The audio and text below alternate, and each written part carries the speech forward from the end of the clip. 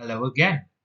We are back for the submodule 1.c, which is focused on the discussion of the different types and forms of business. This will also give you an idea on the distinct advantages and disadvantages of one form of business organization over the others. As to type, businesses can be broadly classified as service, merchandising, and manufacturing. A service business is a type of business that sells services to consumers or other businesses. It involves the selling of people's time and skills. Examples of this type is software development, legal and accounting services. On the other hand, merchandising or trading type of business purchases finished goods or finished products and resells them to consumers, the most common type of which is wholesaling and retailing business. The third type of business is manufacturing. This involves the conversion of raw materials and application of labor to produce finished goods. Examples of this business type are manufacturing of cars, gadgets, foods and beverages, etc. These business types may be form or organized depending on the simplicity or complexity of operations that they require.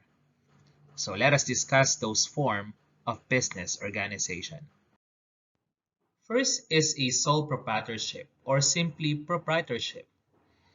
This business organization has a single owner called the proprietor, who typically is also the manager. Sole proprietorships tend to be a small service type businesses and retail establishments like those owned by physicians, lawyers, and accountants. And probably most common in our country are the sari-sari stores. The owner receives all profits, absorbs all losses, and is solely responsible for all debts of the business.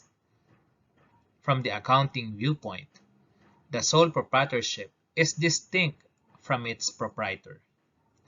This means that the accounting records of the sole proprietorship do not include the proprietor's personal financial records. A partnership, on the other hand, is a business owned and operated by two or more persons, as defined by Article 1767 of the Civil Code of the Philippines. By the contract of partnership, two or more persons bind themselves to contribute money, property, or industry to a common fund with the intention of dividing the profits among themselves. Each partner is personally liable for any debt incurred by the partnership unless it is organized as a limited liability partnership. Accounting considers the partnership as a separate organization distinct from the personal affairs of each partner. Examples of this type of business are the law firms, accounting or auditing firms like that of SGV and Company. Now we proceed with corporation. A corporation is a business owned by its stockholders. As defined by the Corporation Code of the Philippines, a corporation is an artificial being created by operation of law, having the rights of succession and the powers, attributes, and properties expressly authorized by law or incident to its existence. The stockholders are not personally liable for the corporation's debts, unlike sole proprietorships and general partnerships. The corporation is a separate legal entity distinct from its stockholders. Examples of a corporation are brand companies such as Jollibee Foods Corporation, San Miguel Corporation. But there are also government-owned and controlled corporations such that of the Metropolitan Waterworks and Sewerage System, the National Power Corporation, etc. The different forms of business organization have distinct advantages and disadvantages. Sole proprietorships are easy to form and dissolve and enjoy lesser regulation from government authorities. It is also advantageous in the sense that the owner have full control of the business. But it can be disadvantageous when it comes to raising capital.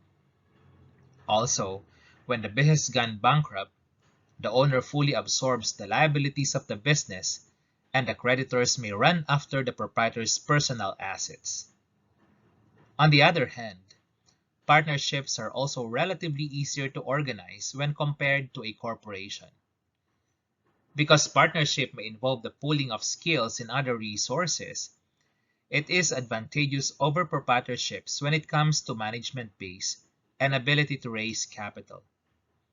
However, partnerships are easily dissolved by death of a partner, admission of a new partner, insolvency, and the like.